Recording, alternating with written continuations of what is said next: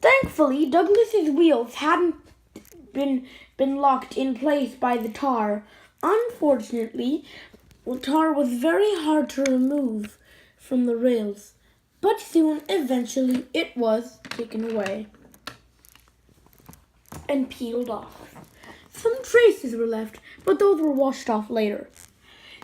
As Douglas was was shunted in a siding for the rest of the day, he heard a whistle, and there came in Donald. Fancy that, Dougie, crashing into the tar wagons. Oh dear, how sad. Silence! Silence! Said Sir Tom Hat, and they both looked on.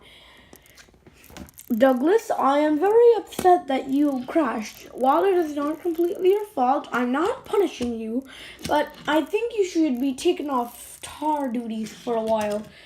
And Oliver will be helping, but Donald, you'll have to juggle most of it. But still, don't no complaining. Yes, sir. Sucks to be you. Shut up, you pathetic moron.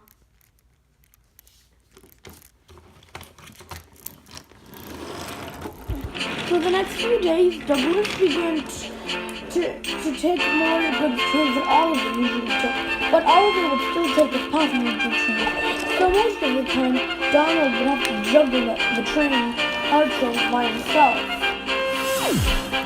The tar itself was very heavy when Nancy pulled it. Donald found it quite easy, and so did his twin Douglas when they were pulling it. But Oliver, unfortunately, Oliver had lots of trouble doing it, and his parts began to get weary. It happened on April 20th.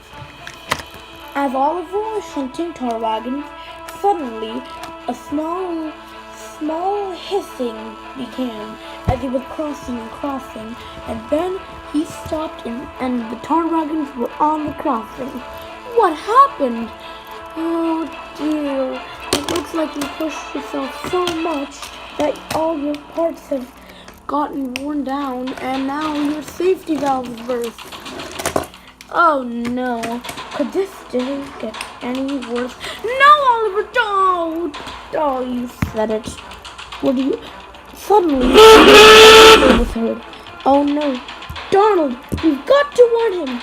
Oliver tried whistling as loud as he could. Stop, Donald! Donald! Stop! What? Oh no!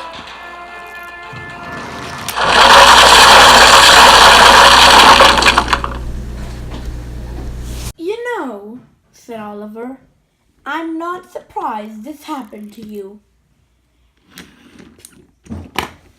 The Lord will always give you your revenge after being rude. And that's exactly what they did. This was, apart from Douglas having an accident, all he did was really bang into a tar wagon and crack it and make it spill. I mean, Donald. When Donald banged into a tar wagon, all he did was make it spill all over. But this accident with Douglas was big. He had smashed straight into both tar wagons. They were both charred. Tar was spilled everywhere. Some was sticking under Douglas's wheels and at the front of Douglas's tender. Some was next to another tar wagon, and some was in Oliver's front wheels.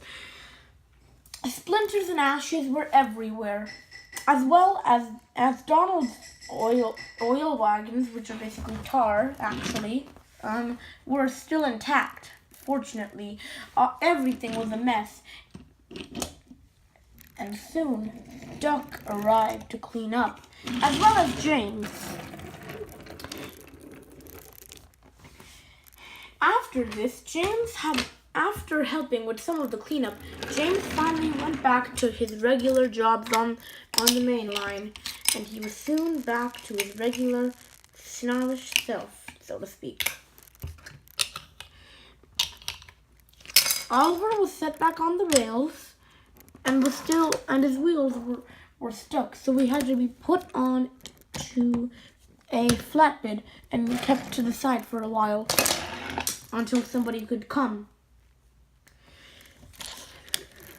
The oil wagons were set back on the track and were set to a siding too, as they would be pulled by another engine. All the tar wood was removed as best as could, and Douglas was covered in sticky tar, which you couldn't actually see because he was already black.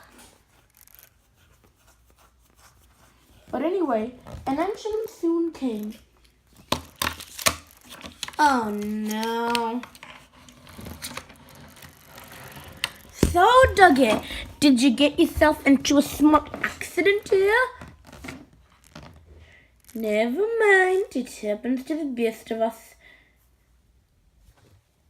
And he pulled the oil wagons away. Sir Topham Hatt was on the pavement near Elsbridge as he looked on at the sun that was going down. Maybe it's time to step down for the manager of the Great Western. The Great Western Railway needs help, and I think I know exactly what to do.